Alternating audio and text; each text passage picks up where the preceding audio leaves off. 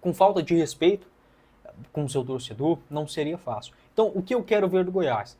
Seguir pontuando. Tá? Eu vejo que isso agora é muito mais importante do que qualquer outra coisa. E tentar ir ajustando. Era o natural que o Wagner Mancini não tivesse ainda o time dos sonhos, um time já redondinho com 2 rodadas. Não é isso que eu estou querendo pregar aqui. Mas é um Goiás que precisa, sim, atrelar esse momento de confiança, somando seus pontos, quebrando esses paradigmas, né? O Goiás conseguiu quebrar um agora, que é virando um jogo fora de casa, e tem uma oportunidade de ouro na quinta-feira contra o Vila Nova. Não vai ser fácil, eu vejo com o mesmo enredo do último clássico, mas os tabus estão aí para serem quebrados e o Goiás ele precisa fazer o dever de casa e seguir pontuando. E consequentemente a isso, o time vai pegar confiança. Tá? O Wagner Mancini é um bom técnico, não acho que ele vai resolver tudo sozinho. O time do Goiás é muito limitado. Sempre falei isso aqui no canal, o Goiás ele tem bons jogadores. Tá? Acho que isso a gente não pode negar. Para uma realidade de Série B, sendo o Tadeu, quem mais?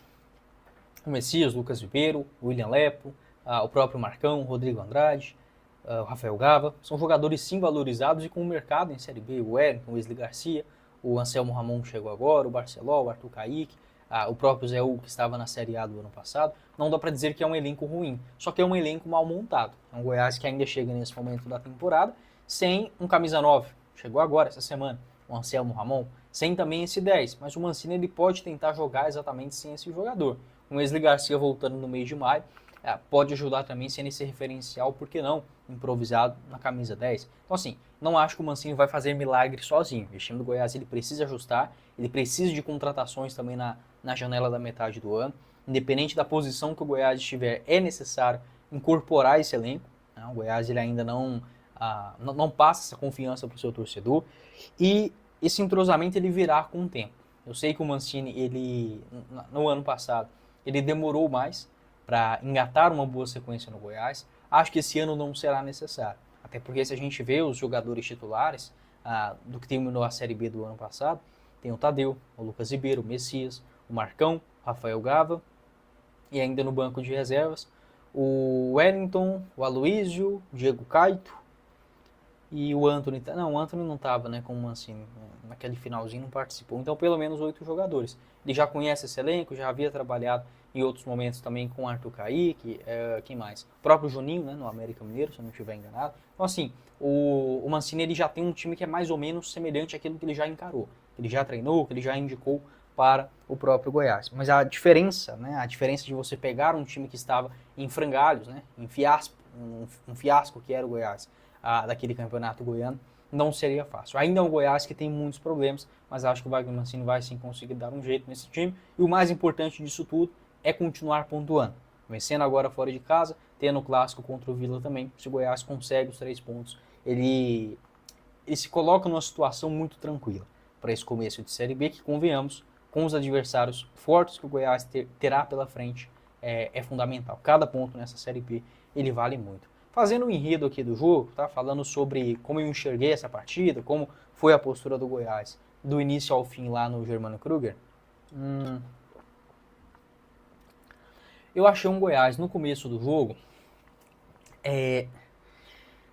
O Operário ele teve uma estratégia de deixar o Goiás com a posse de bola, observando muito aquilo que aconteceu em Belém no meio de semana, que foi um Goiás que quando perdia a bola, ele deixava muito espaço. Até comentei isso na última live, onde a cada momento que o Goiás tinha uma investida e o Jajá, ou o Zé Hugo, ou o William Lepo perdia a bola, o Paysandu chegava basicamente frente a frente com os zagueiros. Hoje, eu vi que o Mancini ele consertou um pouquinho isso em relação à marcação do meio de campo. Foi um Goiás que conseguiu chegar mais junto ali com seus meias, né? Tanto o Marcão, o Rafael Gava e o Juninho, que acabou deixando o campo para a entrada do Rodrigo Andrade. Eu vi ainda um Goiás com muita dificuldade na marcação pelas laterais, e principalmente no seguinte: como o Goiás tinha bola, ainda é um time que precisa muito da ligação direta. O Arthur Kaique tem 1,74 m de altura. Acho que era um jogo pro Wagner Mancini começar já com o Anselmo Ramon, porque ele vinha jogando normalmente, essa questão física não importa, e poderia muito bem tirar um dos pontas. O Arthur Kaique, por exemplo, no momento que ele faz o gol, vinha jogando como um ponta esquerda. Além disso, eu vi que o Goiás, aquela saída de bola, além de ter muito cruzamento para dentro da grande área no primeiro tempo, O Goiás abusou disso. No segundo, quando o Anselmo Ramon entrou, basicamente não teve mais. Acho que ele teve uma ou duas casquinhas, mas os cruzamentos não chegaram. E com aquela saída de 2 zagueiros, eu vejo que o Goiás ele fica em apuros com muita frequência.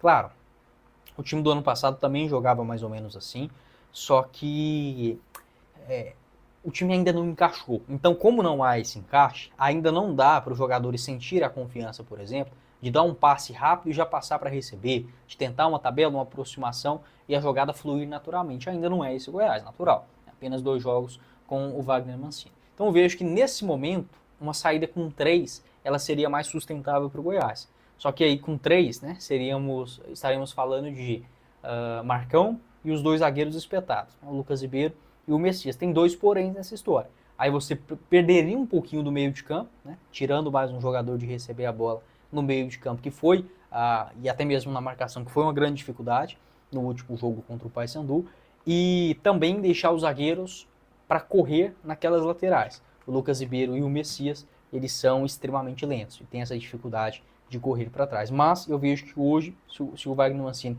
adotasse, por que não, uma saída de bola com 3 jogadores, espetando mais os laterais, dando maior liberdade também para os meias, tá? Às vezes para chegar um pouquinho mais à frente numa finalização, o Goiás sofreria menos e apareceria, né, teria mais opções para trabalhar essa jogada.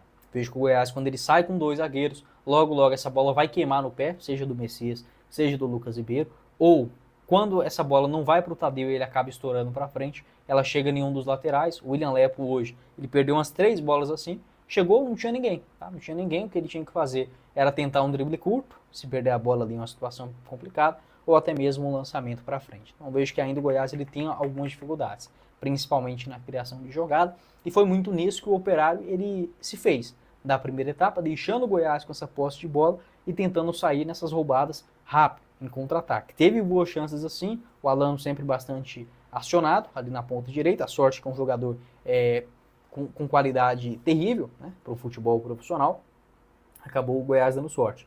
O Bosquilha, que já é um jogador diferenciado, tá, um jogador que eu aceitaria sem pensar 2 vezes no Goiás, teve uma finalização de fora da área ali aos 17 minutos, uma outra jogada também perigosa que cai ali nos pés do Rodrigo Rodrigues, a sorte que ele domina mal, acaba escapando, o Goiás também teve sorte. O Daniel Amorim, cruzamento perigoso pelo lado esquerdo, o Lucas Ribeiro não consegue antecipar uma cabeçada perigosa, o Tadeu acaba acompanhando. Um outro cruzamento também para o Daniel aos 37, uma cabeçada para fora, numa cobrança de falta. Achei que o Tadeu armou a linha de impedimento, a própria defesa também, muito longe. Na hora que a barreira foi montada, eu já falei, ó, essa bola, qualquer uma que avançar na grande área, vai levar perigo. Ela foi no segundo pau, o Daniel Amorim quase que livre. O Goiás também deu sorte nessa bola que acabou saindo por cima. Então foi um Goiás que sofreu muito. Acho que a única jogada perigosa do primeiro tempo tenha sido em um lançamento, acho que foi do Juninho para o Jajá. Ele encontra as costas da marcação, mas acaba dominando muito mal. Vi que hoje o Jajá ele cometeu pelo menos uns 5, 6 erros técnicos, né? Uns 2 de domínio claro, domínio fácil, deixar a bola espirrar, escapar. E o Zé Hugo ele tentava fazer aquela costura saindo da ponta esquerda para dentro. Acho que o Goiás ele teve só uma chance, assim que foi com o Marcão, né? Um chute de fora da área, e o goleiro do Operário que não tinha jogado nesse ano. Ainda bem que o Diego Caio, acho que entrou no segundo tempo com essa informação. Chuta no gol. O goleiro Thales não é ruim goleiro não, só que ele fez a primeira temporada, né? O primeiro jogo da temporada agora. E dos últimos 3 anos, desde que está no Operário, esse é apenas o 3º jogo dele. Então o Goiás ele deveria ter explorado isso mais. Além de ter um centroavante na grande área de ofício, já que não conseguia rodar muito bem essa bola, criar pelo meio ou pelos lados, que tivesse então para os seus cruzamentos uma referência e não o Arthur Caíque. Acho que foi um erro. Essa saída também ela estava muito complicada, o Goiás perdia muito essa bola e o Operário é um time inteligente, um time rápido, bem armado e tenta várias jogadas.